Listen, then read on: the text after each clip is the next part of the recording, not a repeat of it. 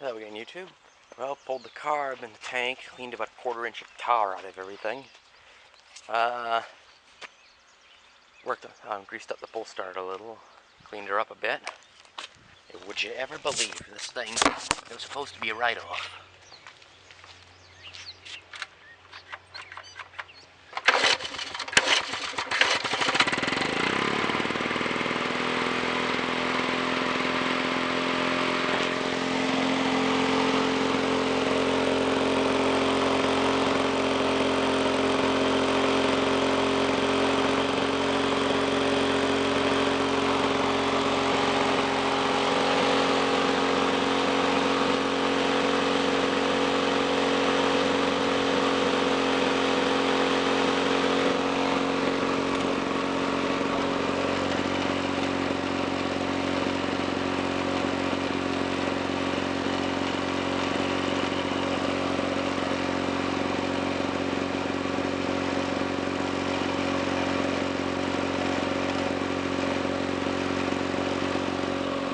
Okay, that doesn't work anymore.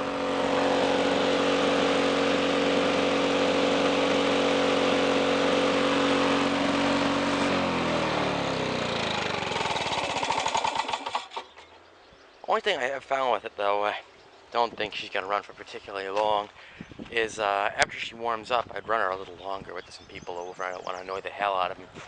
It starts to make a really bad clatter, and I know that's the rod going. And like I said, you could turn it back and forth about between an eighth to a quarter of an inch on the blade, and nothing would happen at the piston.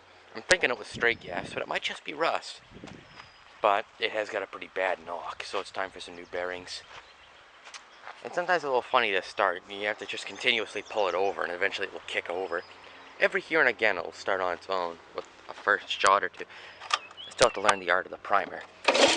Yeah, like that.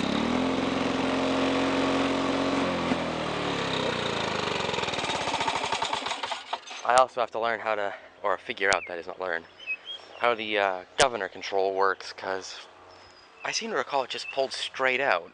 And a few minutes ago, I pushed it in or pulled it out, whatever you're supposed to do, and it picked up from idle, but no, it won't go back down to idle. That rod just moves around loosely, and I can't figure out exactly how it's supposed to go together, but I don't care. I'm amazed it ran at all. That's honestly a big shocker to me. So now I'm going to try and throw the handles on. Hey, oh, it just meant with pegs. Okay, that's easy enough. So I'll throw the handles back on. I've got the top cover right there, but a few little pegs are ripping out of the top here, and I don't want to make it worse. So I'm just going to find a new cover that doesn't flex. I don't want to make the top worse. But all in all, I'm quite amazed. So, as you can see, there's some holes, but in patches. But considering the condition of the deck, I mean, patch her up as best I can, give her a good coat of paint, and just put her to work, I guess.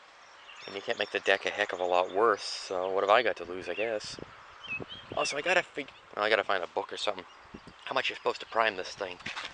Because, they don't usually they tell you on these engines, as far as I remember, but I don't know. I usually hit it about 5 or 6 times, and that's usually enough to get it going. Other times it doesn't start for hell. So I don't know if I'm flooding it or what, or it's got something goofy, but I gotta admit, I'm impressed. I mean, this engine was tight. I mean, 35-pound sledge to get her to free. And even that, I bent the blade around like a question mark.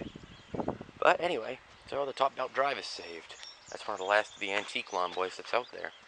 Both buttercups. Bay Mechanic has his suitcase top 19. And there's another that I believe is another, or something along the lines of a suitcase. It's got a top pull start, a white flywheel screen, and a black dial style knob.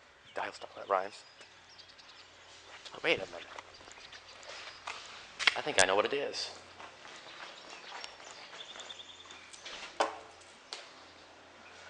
Would a mower of this design have the speed control on the back as a black round dial that you turn? Because I'm willing to bet this is the top of that mower.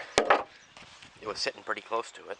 These were together, but they were sitting pretty close side by side, so that one's out there, and I don't believe it's in terrible condition either. If anyone knows what any other kinds of mowers that would be linked to, or that's a question for Cap 1032 I imagine,